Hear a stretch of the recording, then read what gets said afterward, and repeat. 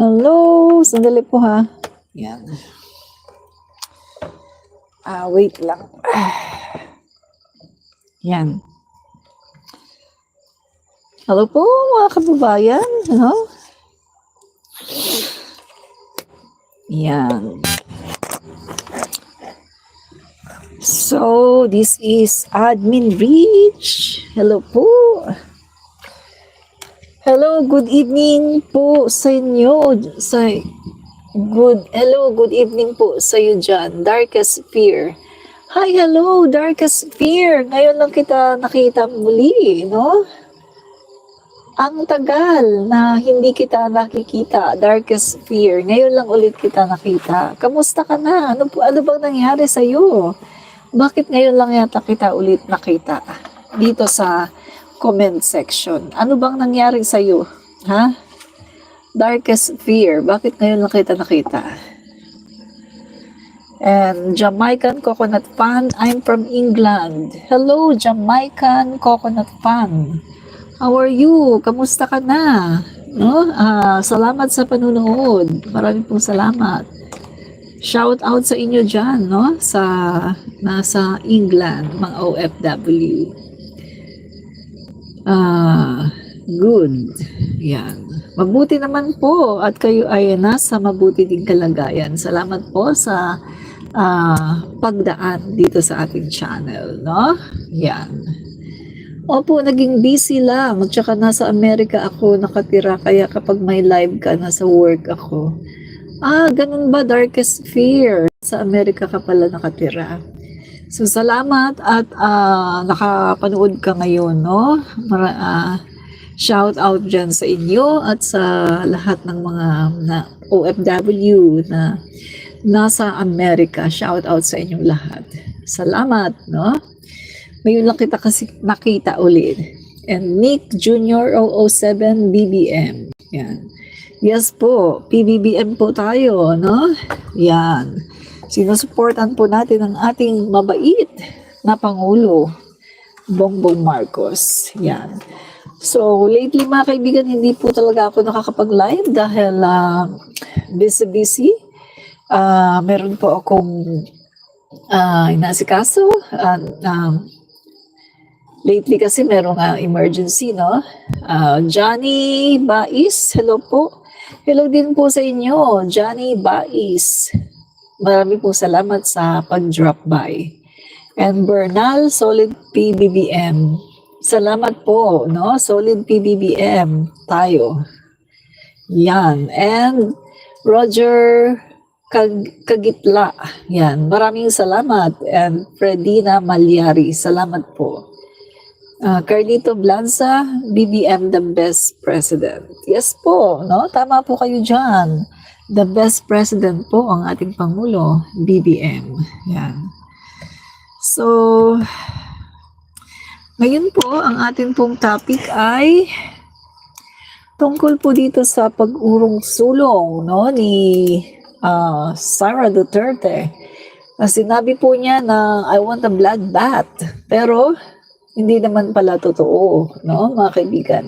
Hindi naman pala totoo na gusto niya ng bloodbath. Yan. So, pag-uusapan po natin yan, no, mga kababayan. Okay. So, eto po, no? Sara Duterte's defense is pathetic, empty, but a masterclass in evasion. Yan. So, yan po mga kaibigan na ang title, pamagat ng ating topic ngayon, no? Si Sara Duterte ay isang duwag. Yan. Okay. So, mga kaibigan, sir, tingnan po natin sa to. naging tugon nyo nga po kay Ate Vivian kanina regarding dun sa inyong reply. Tingnan po muna natin itong ano. Summarize yung naging reply ng House Prosecution. Ang sinasabi nyo, yung answer at kaudalam ng kampo ni Vice President Sara Duterte, parang puno lang ng falsehoods and baseless yung mga arguments. Ganun po ba? In general, yes. Tingnan mo na natin. Misconceptions, falsehoods, and general denial. Yes. What's a general denial? Hindi Denial. mo niya sinagot yung mga factual allegations. Correct. Hindi niya Sinabi sinagot. lang niya, hindi totoo yan. Ang problema sa general Walang denial, factual. na hindi mo sinagot in particular yung sakdal. Dapat kasi pag i-deny mo, sasabihin mo kung bakit. Correct. Sinabi mo ganito, hindi totoo yan sapagkat. Oh, Okay? yan. Wala siya nung sapagkat. Ngayon ho, sa batas, ang general denial is considered an admission. Correct. Ano yung mga marami siya hindi niya tinanggi that there was an attempt, merong attempt na supilin, to suppress yung paglabas ng mga dokumento from COA. Correct. Kung maalala nyo, napagkos na dati kong paglalahad, itong kanyang chief of staff, si Attorney Zulaika. Lopez, sinulatan ng COA, huwag kayong makikipagtulungan. Huwag niyo ilalabas yung mga dokumento. Hindi niya itinanggi yun sa answer. Oh. Hindi niya Correct. itinanggi na malaking halaga ng potential and intelligence funds ay nagasta sa napakaiksing panahon. Yung example ho dyan, yung 125 million na ginasta in 11 days. Correct. Hindi niya itinanggi yan. Hindi niya itinanggi na yung mga liquidation documents. Sinabi namin, take ito, fictitious yung taong to. Hindi niya in-address yun. Correct. Sinabi lang niya hindi totoo. Among others, yun ang ibig kong sabihin. Wala kasi Na siyang dapat maisagot. pag ikaw itatanggi mo, if you will deny it, you should say why you're denying it. True. Hindi totoo yan sapagkat ito ang tunay na nangyari. Correct. Yung kanya Yan. sinabi lang yan, hindi totoo yan. Yan. So, yan po So, yan mga kaibigan, no? Yun po kasi sa sagot po ni VP Sara Duterte. General po yung kanyang sagot na hindi totoo. Yun lang. Nag-deny lang siya, hindi totoo yan. Pero walang explanation. Hindi totoo yan kasi ganito or dahil ganito, wala pong ganon. At hindi po niya masagot yung mga katanungan. Hindi po siya makapag-reason out kung anong dahilan. Obvious na obvious po na wala po siyang maisagot. Guys, grabe ang ang akusasyon sa kanya. Pagkatapos sasagutin mo lang ng hindi totoo 'yan. In general yung sagot mo, hindi totoo 'yan. Pagkatapos wala ka man lang reason kung bakit hindi totoo. Wala ka man lang patunay kung bakit hindi totoo. Hindi ka man lang nagbigay ng mga data, ng mga datos kung bakit mo sinasabi na hindi totoo. Kaya kitang-kita mga kaibigan na dapat talagang litisin itong si Sara Duterte dahil wala po talaga siyang maisagot. 8. Magandang gabi Miss Admin Rich at sa lahat. Magandang gabi din sa iyo 8. Salamat sa iyong panunood. No? Ngayon lang ulit kita nakita. Alan Berdin, correct. Duterte forever daw siya. Yan. Duterte forever ka, no? Okay. Ganon talaga kapag bugok, Duterte forever. Pat Nacor, solid BBM. Salamat po. Renz Cruz, hello po. Hello din po sa inyo. Yan. At sino pa? Alan Berdin. Correct. Pranice Erica. Hi. Hi din po sa inyo. Yan. So, tuloy na po natin. So, yun po mga kaibigan, no? Si VP Sara, doon po sa kanyang sagot, no, mga kaibigan, na siya po ay pinasagot doon sa aligasyon sa kanya. Wala po siyang masabi. Kundi, hindi totoo yan. Sinasabi nga ni Attorney Bukoy. Diba? Sinasabi ngayon ni Attorney Bukoy, mga kaibigan, na kung ikaw ay magsasabi na hindi totoo yan, dapat back with evidence, back with data. Pero bakit po wala masabing data si VP Sara Duterte? Kasi nga mga kaibigan, wala naman talaga siyang sasabihin Dahil alam naman niya talaga na siya ay nagsisinungaling. At alam naman talaga niya na kung magsasalita siya at magre-reason out, alam naman talaga niya na siya ay nagsisinungaling lang. Di ba? Kasi talagang wala siyang masabing tama dahil alam niya na sinungaling siya. Oh, yun ang totoo, di ba? So, saan ka nakakita na nagsabi na hindi totoo yan pagkatapos walang masabi? Di ba? Oh, yun po mga kaibigan.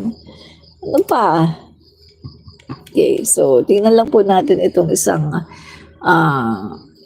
okay, ito. House prosecutors Sara Duterte's defense, all denial, no explanation. So, saan ka makakitahan yan, mga kaibigan? Kahit sino, halimbawa, isang tao, pinagbintangan mo, o ikaw, nagnakaw ka ng 1,000,000.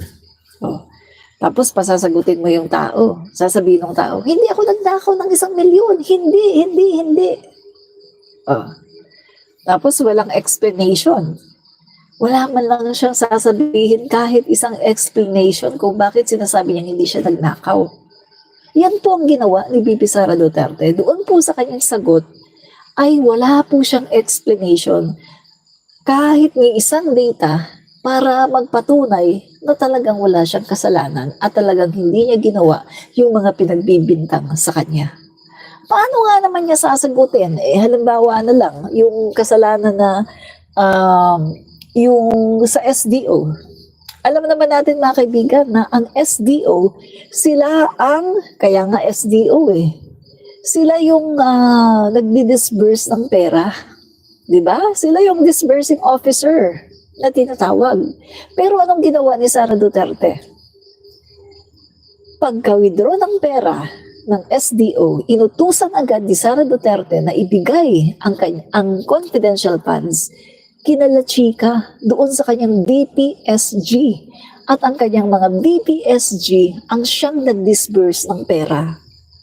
So doon pa lang paano niya i-deny yun?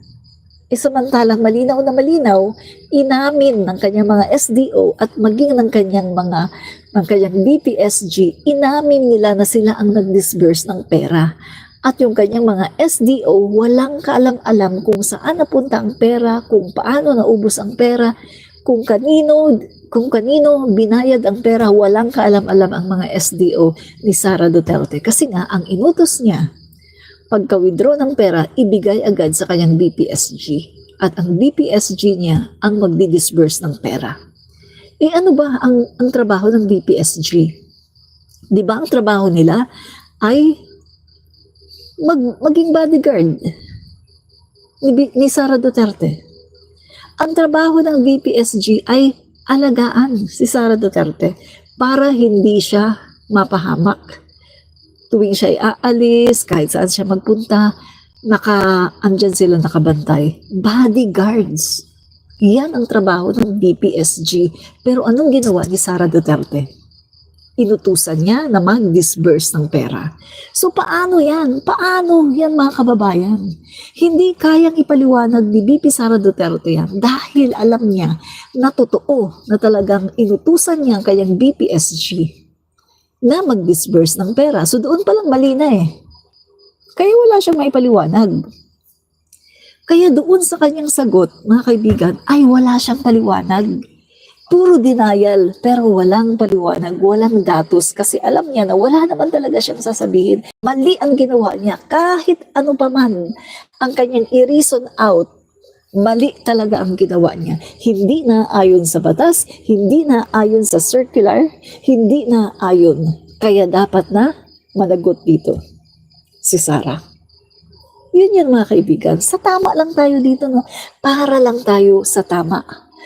Wag doon sa mga mali, no? Dito lang tayo sa tama. Wag sa mali. Di ba? So sabi pa dito, the House prosecutors are not buying Vice President Sara Duterte's reason for asking the Senate sitting as an impeachment court to dismiss her trial altogether. Kita mo, mga kaibigan, ang sabi niyang bloodbath ay naging bubble bath pala. Yung kanyang pagkukunwari na matapang siya ay napakaduwag naman pala, urong naman pala. Umuurong naman pala yung kanyang sarili. bloodbath, hindi naman pala niya kayang panindigan. Yan ang problema kay VP Sara Duterte. Parang tatay din niya na si Digong. Na pag sinabing ganito yung sasabihin niya, o pupunta na siya ng West Philippine Sea, magje-jet ski. Itatarak doon yung flag ng Pilipino, sabi ha. Pagkatapos sasabihin, amin ito. Kamukat-mukat mo anong ginawa. Naging tuta ng China. Yan po, ganyan-ganyan po si Sara Duterte. Tuta. At ngayon po, hindi niya kayang panindigan yung kanyang sinasabi na gusto daw niya ng bloodbath. Yung bloodbath, naging bubble bath. Nakakahiya, di ba? Kaya sana, bago ka magsalita, VP Sara Duterte, bago ka magsalita, isipin mo muna kung kaya mong panindigan. Kasi wala ka ng credibility. At wala nang naniniwala sa'yo. Kasi nga, yung mga sinasabi mo, kinakain mo. Katulad ka rin ng tatay mo na yung mga sinasabi ay kinakain. Wala ka ng credibility. Ang nauuto mo na lang ay yung mga katulad ng mga DDS. Yung mga DDS na uto-uto at mga bobo. Yun na lang ang nauuto mo. Pero ang sambayan ng Pilipino, kung titingnan mo ang mga comment section sa mga sa mga mainstream media, kapag may mga balita tungkol sa iyo, tingnan mo, halos lahat ng mga tao binabash ka. Halos lahat ng mga tao galit sa iyo at binabash ka. Saan ka lang malakas? Doon sa mga pages niyo. Syempre ang mga followers mo puro yung mga nagko-comment doon, puro mga followers mo. Pero sa mga mainstream media, makikita mo, doon sa mga posts, makikita mo, sambayan ng Pilipino. Talagang walang kumakampi sa'yo. Meron man, kakaunti lang kayo ng mga DDS. At marami pa mga trolls. 'Di ba? So mga kaibigan hindi po kayang panindigan ni Sara Duterte ang sinasabi niya na bloodbath. Dahil hindi naman po niya talaga gusto na magkaroon ng impeachment dahil mabubuko po ang lahat ng kanyang kasinungalingan at lahat ng kanyang mga baho na tinatago ay mabubuking. Dahil alam po niya na marami siyang ginawang mga mali at mga kasalanan sa bayan. Kaya po ayaw niya ng impeachment. Kasi kung malinis yung kanyang kung malinis ang kanyang kalooban, hindi niya pipigilan ang impeachment. 'Di ba? Yan lang yan Kung malinis ang kalooban niya, kung malinis ang konsensya niya, hindi niya pipigilin ang impeachment. Pero dito, kitang-kita mga kaibigan, ang pagpigil nila dito sa impeachment kasi alam niya na talagang meron siyang kasalanan. Di ba? Kahit na yung mga DDS mga DDS, ayaw din nila ng impeachment. Bakit? Kasi alam nila na maraming kanan si Sara Duterte, pero tanggap nila. Alam nila na si Sara Duterte ay merong mga bank accounts na merong mga drug money. Pero tanggap nila yan. Kaya nga ayaw nila ng impeachment dahil ayaw nila mabuko si Sara Duterte. Yan ang katotohanan. Dahil kung alam ninyo mga DDS na walang kasalanan si Sara Duterte, kayo mismo ang magpupush na ituloy ang impeachment. Pero kayo, ayaw ninyo dahil alam niyo na katapusan na talaga yan ng inyong idolo dahil makikita ng buong bansa at ng buong mundo kung gaano kasama ang mga Duterte. Makikita nila kung ano ang tinatago ng mga Duterte at makikita nila na puro pagkukunwari pala yung sinasabi na I hate drugs dahil doon sa kanilang account ni Digong ng tatay niya, joint accounts ay punong-puno di umano ng drug money. Diba? Yan yung sinasabi ni Trillanes. Takot na takot si Duterte kay Trillanes, diba? Nung sinabi ni Trillanes na magpirma ng waiver, nagalit. Nung una sabi, wala daw siyang mahirap lang daw siya, wala nga daw siyang pamasahe papunta ng House of the Representative. Nung sinabi ni Trillanes na magpirma ng waiver, biglang naging mayaman. Biglang sinabi niya, kahit paano naman, may kaya naman ako. Kaya ko namang dahil ganito ganyan, dahil ganyan biglang nagkaroon ng pera, biglang yumaman. Doon mo makikita tapos galit na galit siya kay Trillanes. 'Di ba? Kasi may tinatago siya. Kasi totoo yung sinasabi ni Trillanes na yung kanilang joint accounts, si VP Sara Duterte, ay punong-puno ng drug money. Drug money. Di ba? So dito mapapatunayan na yung kanyang I hate drugs ay hindi pala totoo. Dahil yung kanyang nung tinatago nila na joint accounts ay punong-puno ng drug money na kung saan si Sammy Uy na isang drug lord ay diyan nagdideposito. At makikita din yung transaction ni VP Sara Duterte na siya ay nag-withdraw. Diba? Nag-withdraw pa siya doon. May money trail makikita. Kaya natakot na takot si Sara Duterte. Mga kaibigan, ayaw niya talaga na maumpisahan itong impeachment na to dahil alam niya katapusan na nila. Once na maumpisahan ang impeachment na to, mga kaibigan, at magkaroon ng trial at maipresenta lahat ng mga ebidensya, katapusan na nila. At lahat-lahat, mga kaibigan, mabubunyag sa buong mundo.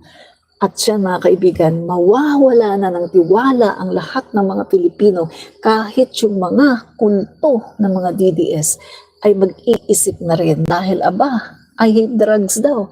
Pero punong-puno ng drug money yung tinatagong bank accounts. Diba?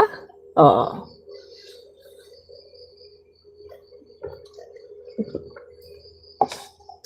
Kung kakampihan mo pa rin si Sara Duterte, sa kabila ng makita mo na punong-puno ng drug money ang kanilang bank accounts, anong klase kang tao?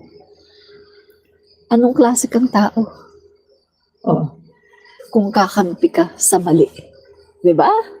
Yun, mga kaibigan. Okay. Speaking on behalf of the House prosecution, Antonio Bukoy accused Vice President Sara Duterte of wagging the dog in her impeachment case. The idiom usually refers to a strategy where an official diverts attention from a scandal or failure with another issue. Instead of addressing the allegations against her, he said she is only raising procedural objections to have the complaint dismissed. Yan nga sinasabi ko sa inyo, mga kaibigan. Lahat ginagawa ni VP Sara Duterte para ma-dismiss ang impeachment complaint. Diba? Kita mo isang malaking ebidensya, mga kaibigan. Yung sagot niya, mga kaibigan, walang laman, kundi puro objection na hindi daw niya ginawa yun, pero walang lamang data kung bakit hindi niya ginawa. Walang lamang reason, kundi puro lang objection na hindi niya ginawa, pero walang reason.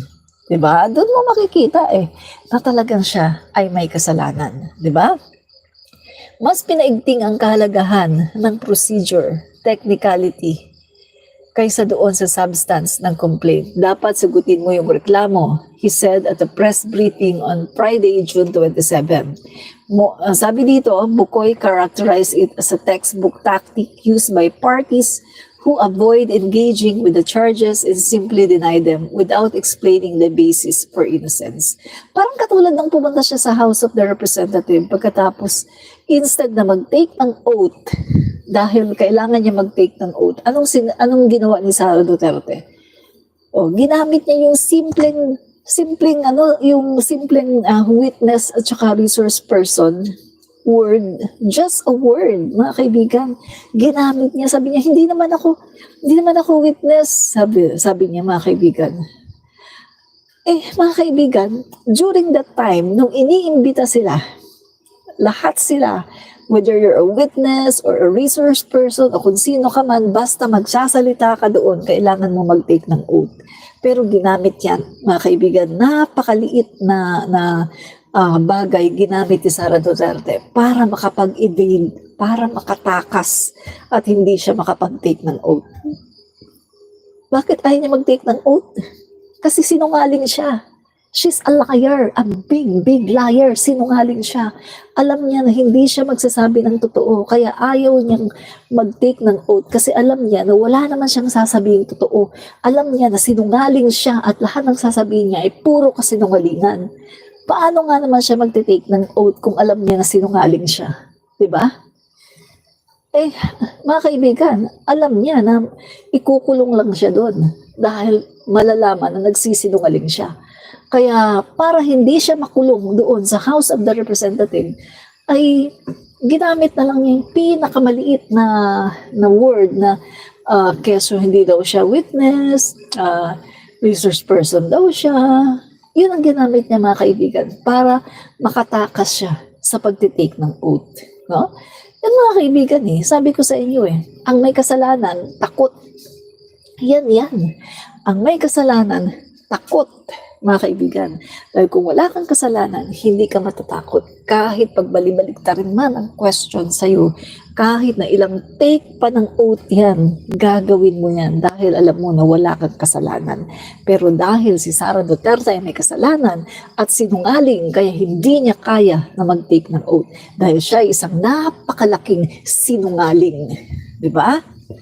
So, sabi dito, yun hong walang maisagot sa substance ang tutuunan nila ng pansin. Yung technical, he said. Yan. Ganyan talaga ang gagawin niya, no? Yung technicality, ang kanyang doon niya titirahin yan sa technicality. Only denial, no explanation. Yan po ang ginawa ni Sara Duterte, no? Spokesperson recalled how Duterte employed the same approach during the House Good Governance and Public Accountability Committee probe into her agency's confidential fund use. So, sinabi ko kanina, no, na puro denial pero walang explanation. Diba, mga kaibigan, kahit sa school, kapag ikaw ay nag-deny, kahit saan, kapag ikaw ay nag-deny, kailangan meron kang explanation. Pero dito kay BP Sara Duterte, puro denial pero wala po siyang explanation. Hindi po niya alam kung paano mag-explain dahil wala naman talaga siyang i-explain dahil alam naman talaga niya na nilustay niya ang pera ng bayan. Nilustay niya ang pera ng bayan habang ang mga tao, ang mga Pilipino, marami ay kailangan ng ayuda. Siya naman ay naglulustay lang ng pera ng bayan. Ganyan po siya kasamang Vice President. Masamang tao ang ating Vice Presidente. Hindi dapat tularan ang isang masamang tao na katulad ni Vice President Sara Duterte. No? So, ano pa? Even in her response to the articles of impeachment, he said Duterte has yet to offer a clear justification or at least an explanation as to how she is not guilty of the charges she faces. So walang explanation, puro lang denial. The prosecution team coined it as a general denial, explaining the vice president basically said that that's not true to each allegation. Kung i-deny mo, sabihin mo kung bakit. Sinabi mo ganito, hindi totoo yan sapagkat wala siya noong sapagkat, Bukoy said. So puro lang denial pero walang explanation kung bakit. Yan po ang ginawa ni BP Sara Duterte. Darkest fear, correct ka dyan, Ma'am Admin Rich. Salamat po, darkest fear. Yan. Okay. And, okay. Kimwell Diaz, gusto ko may impeachment trial. Sarap manood sa mga ipakitang ebidensya sa dalawang panig. Correct, di ba? Maganda talaga may impeachment trial para kung wala siyang kasalanan, malinis niya ang pangalan niya. Kaso nga, may kasalanan siya kaya ayaw niya. Diba? Yan lang yan mga kaibigan Ang umaayaw sa impeachment trial ay talagang merong kasalanan. Diba?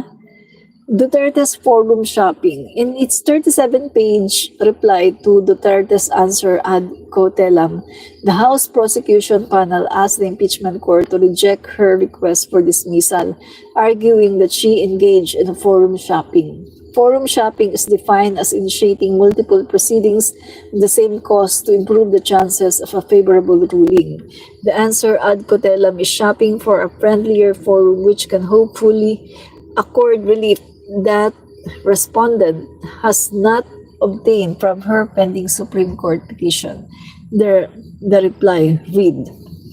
Yan. So, ang sagot po ni BP Sara instead na bloodbath, instead na sagutin ng bonggang-bongga with datas, ang sagot po ni BP Sara ay i-dismiss daw i-dismiss daw yung impeachment. Oh, grabe mga kaibigan, oh. Talagang ayaw niya ng accountability. Kasi alam kasi niya, mga kaibigan, na siya ay may kasalanan. Yan lang yan eh. Kung wala siyang kasalanan, mga kaibigan, go na go siya dyan. Kaso may kasalanan talaga siya eh, di ba? Okay. A sign of no defense. Bukoy explained that Duterte's answer is only a sign of no defense. Hindi niya kayang depensa ng sarili niya kasi wala naman siyang ididepensa eh. Kasi nga, may kasalanan siya eh.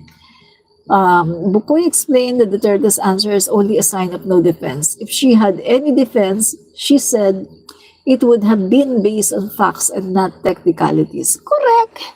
Kasi kung meron kang defense, kung meron kang isasagot, bakit yung technicalities, yung binanatan mo? Dapat ipaliwanag mo ng bonggang-bongga na, hindi, ganito yan ang nangyari. O, yung confidential funds, ganito ang nangyari. Ganito, ganyan, o ganito. Diba? Ipaliwanag ng bonggang-bongga. Pero malinaw na malinaw pa po sa sikat ng araw na talagang wala pong maipaliwanag si VP Sara Duterte dahil alam po niya, malinaw na nilustay niya ang pera sa kawalang kapararakang bagay. At wala po talaga ni isang ebidensya na ang pera ay ginamit niya sa tama. Kundi nilustay lang talaga, mga kaibigan. Yun ang katotohanan, nilustay niya ang pera. Ginamit niya sa kung saan-saan. Diba? So, if she had any defense, he said, it would have been based on facts and not technicalities. Correct.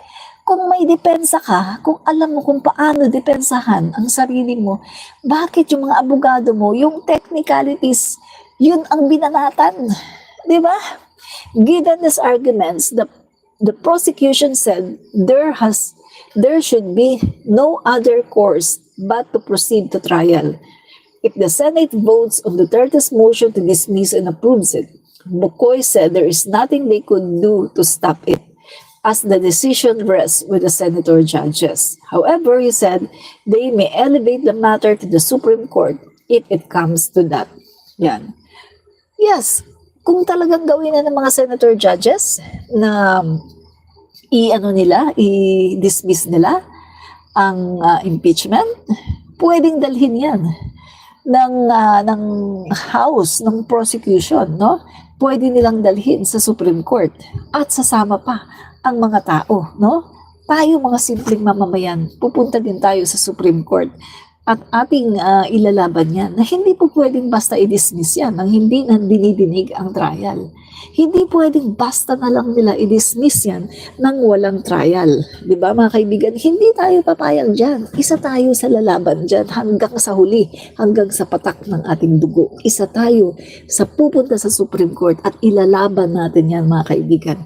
Hindi pwedeng basta-basta nila papatayin ang impeachment na yan. Ipaglalaban natin yan hanggang sa huli, patak ng ating dugo. Diba? So, sabi dito, given these arguments, the prosecution said there should be no other course but to proceed to trial. Yan. So, if this, yan nga ba, still, Bukoy expressed hope it won't reach that point, saying the prosecution continues to trust the impeachment process and in the senator judges to uphold their oath and constitutional duty to try the case. The House prosecution beat the deadline on Friday, filing a reply that not only challenged Duterte's motion to dismiss but also took apart her defense to each article of impeachment. No? So mga kaibigan, kung sakaling talagang patayin ng Senado itong impeachment, ganyan talaga mangyari, mga kaibigan. Iba-ibang mga grupo pupunta sa Supreme Court at itataas natin yan, no?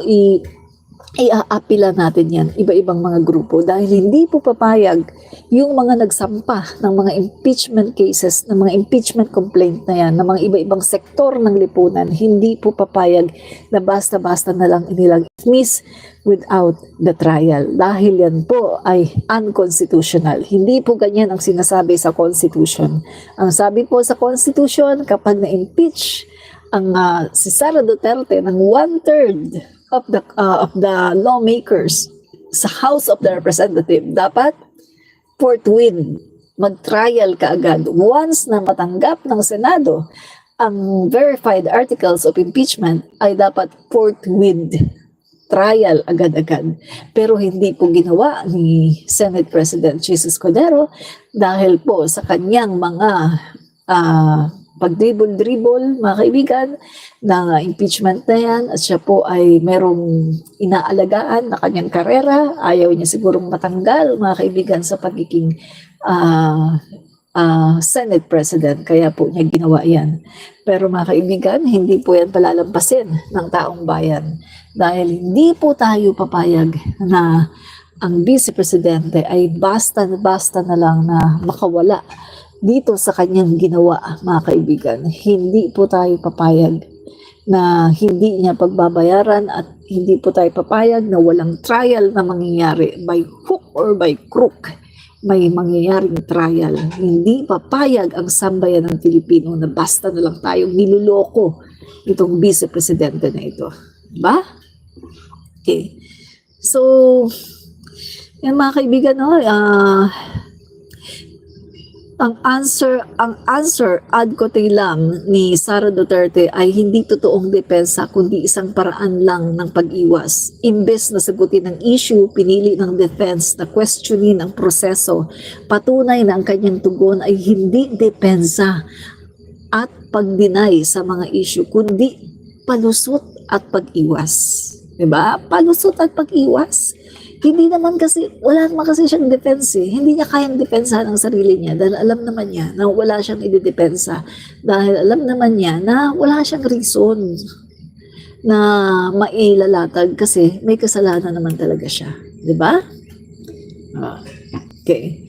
Duterte's defense, Sara's 3 arguments in responding to the impeachment case. Yan. So claim number one, the House violated constitutional 1-year ban. So ito mga kaibigan, isa ito sa sagot ni Sara Duterte instead na sagutin yung katanungan tungkol sa kanyang confidential funds. Ang ginawa po ni Sara Duterte ay kinwestiyon yung 1-year rule ban daw, no? Na nag-violate daw ang House of the Representative. Na sinabi ko nga sa inyo mga kaibigan, ay wala pong violation dito ang House of the Representative. Sabi ko nga, there's no such thing as 1-year ban dahil wala pong nai-refer kahit isang impeachment complaint. Wala pong nai-refer. Ang nai-refer lang po at na-verify ay yung pang-apat. No, so there's no such thing as overlapping or there's no such thing as number 1, number 2 impeachment complaint na na-verified. Wala pong ganun.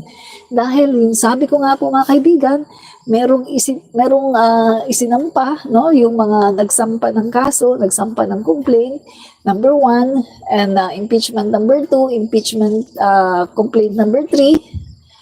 Pero hanggang doon lang. Hindi po yun ni-refer.